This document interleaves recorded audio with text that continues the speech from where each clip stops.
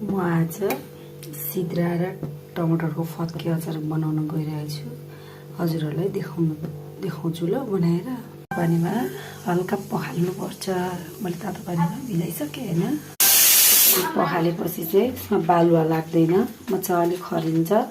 यहाँ छ टमाटर, यहाँ छ अदुवा लसुनको पेस्ट त भन्दैन, जस कुटेको। यहाँ छ प्याज, मरमसला सबै यहीँ छँदैछ हैन। म तपाईँहरूलाई फाइनल लुक देखाउँछु।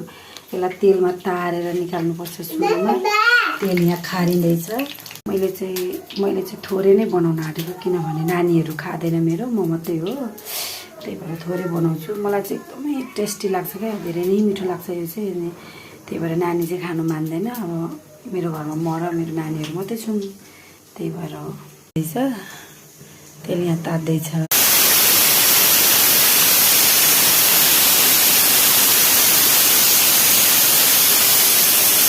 बनाउनु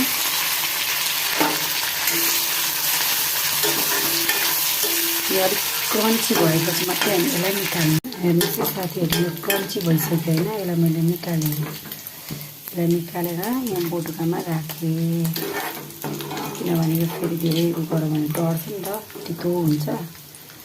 त्यही भएर गरेँ।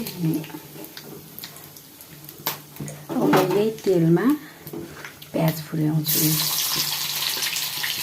तेल पनि त खेर जान दिनु भएन।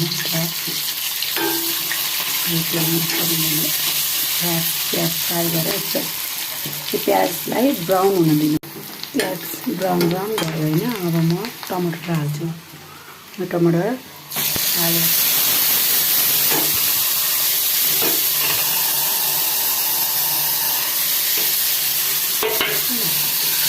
भुट्टा गर्नुपर्छ।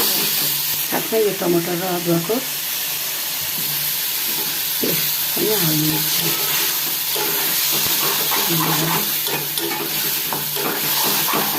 गरेर चाहिँ अलिक मजाले भुटिन्छ नि, अनि यसलाई हल्का साइडबाट चाहिँ तेल निस्किन दिनुपर्छ क्या। तेल निस्किन दिएपछि मात्रै अलिक काँचो बनाउँदैन, अब काँचो बनाउँछ। म हाल्न जाँदैछु बेसार, नुन म चाहिँ अलिक कडै खान्छु, अलिक धेरै नै हाल्छु। यो चाहिँ घरमै बनाएको यही खोर्सानीको झोल हो। अलिकति मसला पनि हाल्दैछु। चलाउने फेरि यहीँ हाल्ने भन्ने अलिकति अमिलो पनि हालेँ। छैन भने अमिलो स्किप गर्न पनि सक्नु, मन पर्ने भएकोले हालेको। अब फाइनल लुक रेडी भयो।